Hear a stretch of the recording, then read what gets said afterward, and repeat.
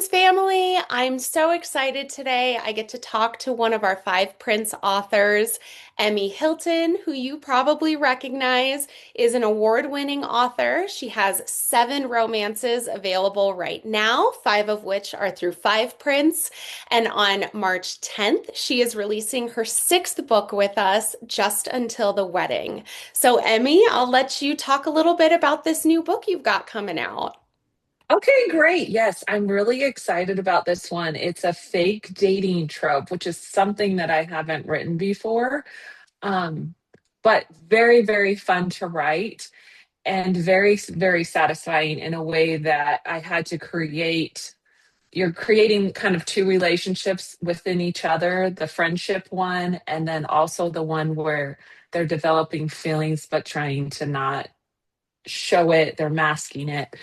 And so, at least for me, I really, really enjoyed this trope, and maybe I'll write some more in the future. I don't know. Yay! Yes, I'm so excited. I feel like, um, fake dating is great. We'll get to fake dating. We'll definitely talk about that one. But the other tropes in here, we've got friends to lovers, accidental meeting, which is always really fun.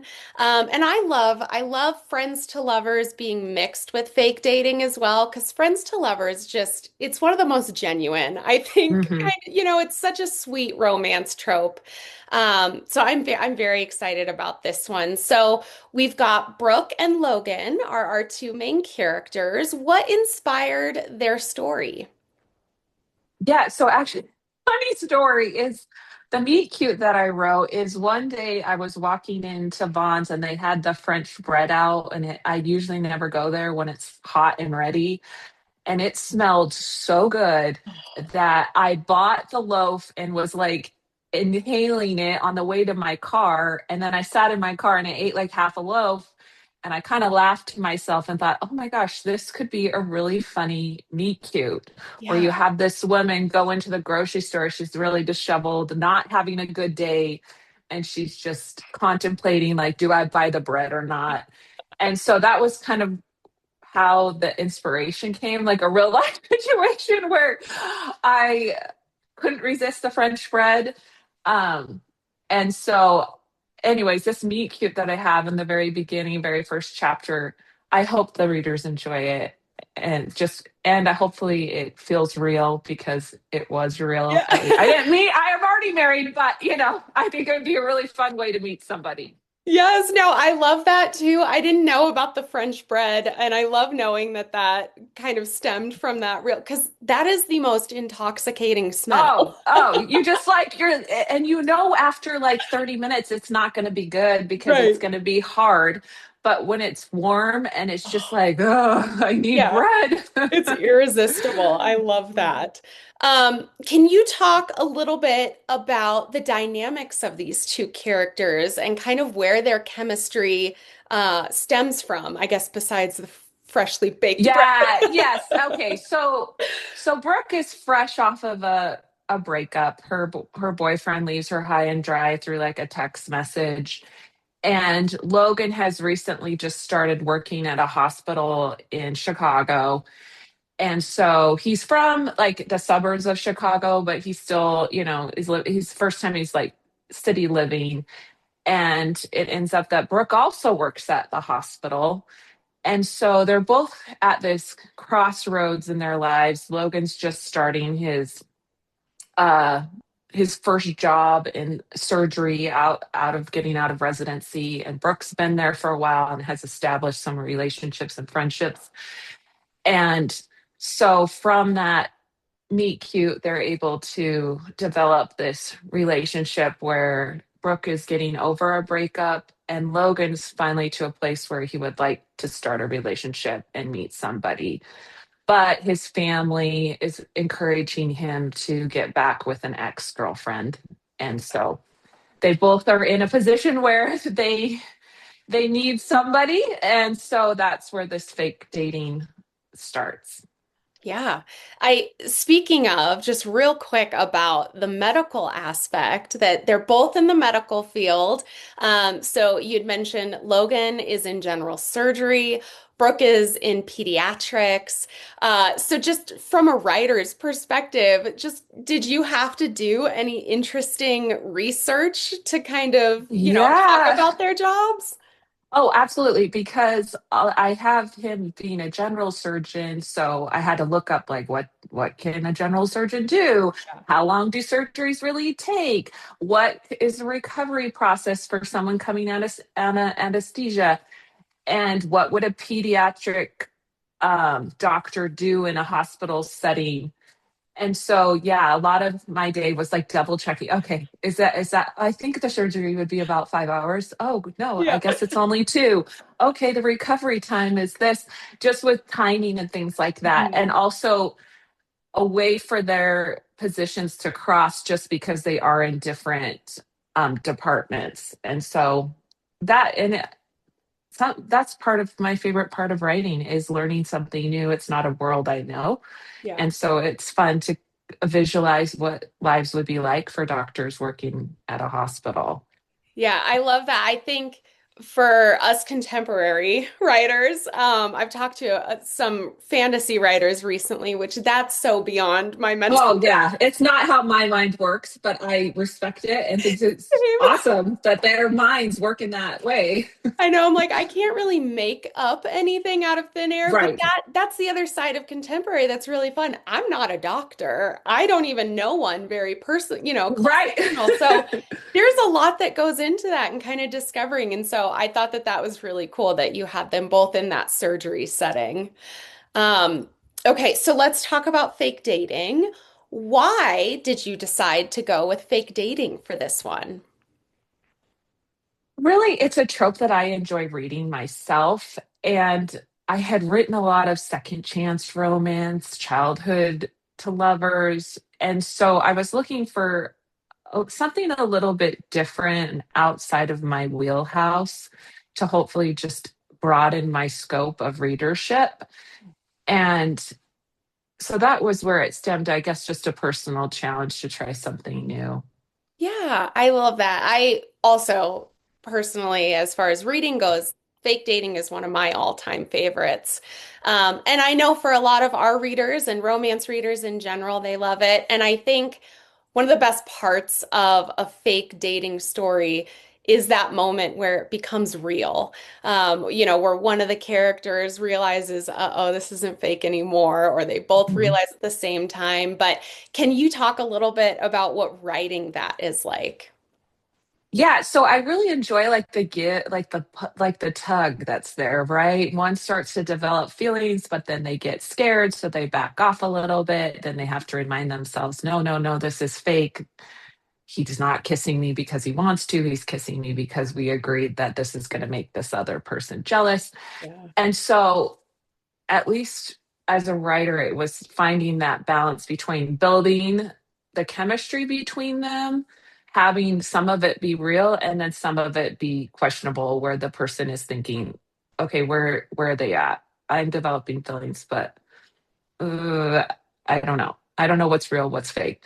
Yeah. And I think that's what the readers love about it. Is at least in my book, they kind of are developing at a different pace, and so that adds to kind of the intrigue. So Yeah, and you mentioned this is the first time that you've done the fake dating trope. So while writing that, was there anything that surprised you about writing that trope or anything that kind of popped out as something that you didn't expect or didn't expect to enjoy that you did? I think what was really fun, at least with writing the fake dating trope, is the fake physical aspect of it, where it's like, okay, I got to create these intimate settings that create chemistry, but then the other person is questioning a little bit. Is that okay? Is he doing this, or Mhm. is he feeling what I'm feeling? Is she feeling what I'm feeling? And so just that give and take was really, really fun. And so that's why I'm like, I'm gonna probably have to revisit this trope again in the future. Yeah, I love hearing that personally. Um, so something else about just switching gears here a little bit, something that's very prevalent in all or most of your stories, is family and how family plays a role, especially for these couples. And this time, the family aspect, the family plays a little bit of a meddlesome role. So do you want to talk a Mhm. little bit more about that dynamic in this story? Yeah, so this time I really do like focusing on family relationships within my romances because I feel like that adds a lot of just real everyday aspects. Just because I'm writing contemporary, I'm writing about everyday people uh, falling in love and the real challenges that come with that, with having family dynamics, maybe coming from a less than great background. And so, at least with Brooke's character, I created, this background where she really questioned being loved and being lovable. And then also, you have Logan, who's like the exact opposite, where his family is like so involved and like so into his life and what he's doing, and then he has this sister that's telling him to go date his ex, and but he's torn because he's developing these feelings towards Brooke even though it's a fake relationship. And so I think adding that element just makes the story so much better and adds some roadblocks, but also creates at the end a resolution that the readers can enjoy. It does. I feel like it makes the story so much more dynamic and, like you said, really relatable and real. We all have families. Right. Yeah. It's like everybody here, you talk to friends and this is everyday life. Like the easy part is falling in love. Mhm. It's all the other things that are going on, like, work, jobs, kids, parents that are aging or whatever, not, or meddling sisters that are trying to tell you to do one thing and you want to do something else. So, Yes, yeah, I love that. The other major aspect when I think of, an Emmy Hilton romance, location and setting mhm. always plays a really big role. Yeah. And with the exception, for our Five Prince books at least, with the exception of Leaving Cloverton, a lot of your previous books take place on beaches or tropical locations, Mhm. or California where you live. And so this is a little bit of a switch because Just Until the Wedding takes place in the Windy City. So, Yeah. what kind of challenges did you face writing a book that is set in Chicago? A lot actually, because you have to do a lot more research. I've picked a lot of. I live close to the beach. I live in Los Angeles, so the beach is close. I get to go to all these wonderful beach cities. I love being at the beach. That's a place that is just my magical place to be. Yeah. But again, with this, I had just finished writing Come to the Cape, Hmm. and so I was looking for something completely different, just so that I didn't melt any of the characters from that previous book with this one. And so I Mm. tried to go polar opposite. And I ran the Chicago Marathon back in 2021, and it was the first time I had ever been to Chicago, and I loved it. I just like fell in love with the city, with the architecture, just with the city living. And so that was kind of where I drew like the experiences that I had. But definitely I had to do a lot more research. I had to keep like, okay, how long does it take to get from this place to this place? Yeah. Where does how does the L train like work, and things of that nature, to hopefully make it authentic enough for someone that isn't from Chicago. Yeah. Um, and so, and also too, to just give the readers something a little different. Yeah. Yeah. I love that. And finally, for this story specifically, what do you want your readers to take away from this novel? I think at least one of the themes I want to take away is, even if you come from a less than ideal background, maybe from a hard upbringing, that you still are worthy of love. You still have the capability of having a good and real relationship with someone, that you can overcome those obstacles in the past. And also, too, at least with Logan, I hope the readers learned that following your heart and your instincts rather than the pressures of your family are really going to be what ultimately helps you to find happiness. And then also too, with all of my books, I really just want people to finish it feeling lighter and happier. I feel like everyday life is hard and challenging, and that's the beauty of reading romance, is the Yeah. escapism that it offers. And it offers that to the reader, but also it offers that to me as a writer. I find Mm. great escape in my everyday life to be able to sit down and write something that is this other world where things work out pretty great, and you wrap it all up and you're able to leave satisfied. So I think those are the things that I would hope readers would take away from my book. Yeah, I love that. I feel like I really relate to that too, in the sense of that's what the best part of reading a romance and writing a Absolutely. romance is, we're guaranteed a happily ever after. Yes, I know. But Yeah, it's awesome. Like, what else in life do you get to know? Like, okay, I it's gonna know be they're going to okay. end up yeah, they're going to end up together, but I get to go on this really great, like, 3-4 hour journey figuring out how they fall in love. So, Yeah, and I think that's the best part too is, I can go into it without the anxiety of how it'll end. mhm, But the journey there is what makes it interesting and fun. And I love that you mentioned that that's what pulls you in, not just as a reader, but as a writer as well, because it's so true. It's so comforting to jump mhm. into a story and be like, I know they're going to end up together, but let's see how we get there. Yeah, let's see. How am I going to get them there? Right. That's always the question as a writer. Like, okay, I know at the end I want this, at Yep. least for the way I write. I usually start with the meet cute that I have pretty locked in, like how I want them to meet, how I want the ending to be. But then the Mm. middle part, it's really, I'm a pantser. I'm not a plotter. I let the story take it the way it unfolds. And that's a writing method that's worked for me. And Yeah. so I'll probably just stick with it. No, I love hearing that. I don't think I knew that about you because that's how I am too. I'll start, Huh? either with a meet cute or a plot twist or an end or Hmm. something in mind, but I'm a total pantser myself. So I know, but I mean, I it's the fun respect you part. plotters out there. Like the plotters, I'm like, way to go. They like have a certain huge method, and like, oh, I do these little sticky notes, or I like do page summaries per Yep. chapter, and I'm just cool. Like that's not how my mind works. I love the creativity of just letting the story kind of come out of me and just flow, and it helps me to just be able to get the words down. I And then I agree. go back and fix it later, right? You add all the other stuff you need Yeah, later. So I'll fix all the plot holes later. yeah, exactly. Yeah, yeah. That's true. I do think as a pantser, you do spend more time on the back end versus the Yeah. first draft.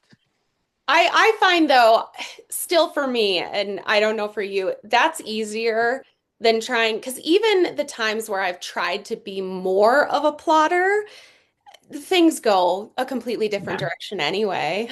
Exactly. So why waste my time? Right? It's like I'd rather just get it out and then fix it uh-huh. Yeah. later. Yeah. Fix it later. That's how I write. I'm always like, oh, I'll come back and figure that Yeah, out. Oh, I decided I didn't want this character, halfway through the story. Like, is that what totally. happens sometimes? You're like, oh, should they have a sister or brother? Oh, whoops. Yeah. Okay. No, I'm And gonna then you cut forget that. about them. Yeah, you forget that you had that character, so then you have to go back and rewrite everything. And that's okay. That's what I find fun. I love doing that part. That's I like my favorite agree. part. It's the process. Yeah. I love that. Um, well, what can our readers expect next from you? Are you working on anything? Yes. So I am working on a sequel to Come to the Cape, which is pretty exciting. Exciting. I'm hopefully getting that ready to submit within the next couple months. And then I'm working on a Christmas novella with yeah, so that's an exciting project that people are going to be able to look forward to. I was going to say, I do kind of know about that one. Yeah, So exactly. very I excited. know. Yeah, the readers will have to just wait. We're very excited for Big things that. are coming, right? That's so exciting though about the sequel to Come to the Cape. That is, I know our readers are going to be excited about Yeah, that. yeah, I'm excited because I've never attempted to write a sequel to any of my novels. But when I wrote Come to the Cape, I wrote it with like in my mind, I was like, this is a great location that I could probably see myself revisiting in another novel. So we'll see Very fun. if Very that fun. works out or not. Can you reveal, is it going to be a sequel of the same characters or is it going to be No, a no. standalone So sequel with a new yeah, so story? I'm writing them as like a standalone Fun. because at the end of the Cape, at the end of Come to the Cape, the characters move on, and so it's the next characters that come to Oh, the bed and breakfast that's where I their story oh, should hopefully I'm pick so up. So excited. yeah. That's amazing. Well, like always, where can our readers find you and connect with you online? Yeah, so I'm most active on Instagram. I've recently started doing TikTok, but I don't know what I'm doing. Like, Same. but you can find me on TikTok and watch my really dumb dumb little like clippy things that you're supposed to do. And then I'm on Threads, Facebook, kind of whatever platform that you enjoy using the most. You Yeah, can yeah. find me. Definitely follow Emmy. She's great. I love watching your updates on your writing updates. So we've talked about this before, so I won't dive too deep into it, but Emmy has a process of how she kind of tracks her writing and she always documents it and it's really satisfying for me, even though I'm not the one writing it. Yeah, yeah. Satisfying Oh, to see no. you color those in. And so she does a lot of writing updates. But the other thing that she does, she's a runner and she runs. I gotta shout you out because I'm so amazed by you every time. She's run how many marathons now? 19, but I'm running 20 in Rome in 2 weeks. I'm Oh, really that's excited. amazing. I Well, know. definitely follow Emmy so you can I keep up know. with this 20th marathon in Rome. I That's I incredible. know. And I'm like, I guess I'm gonna have to write a book in Rome, right? Like Of I gotta course. use it as like a research trip. So I'm like, okay, I got a future location for a book. So Oh, I'm that is excited. amazing. Congratulations. I'm so Oh, thank excited you. to hear more about that.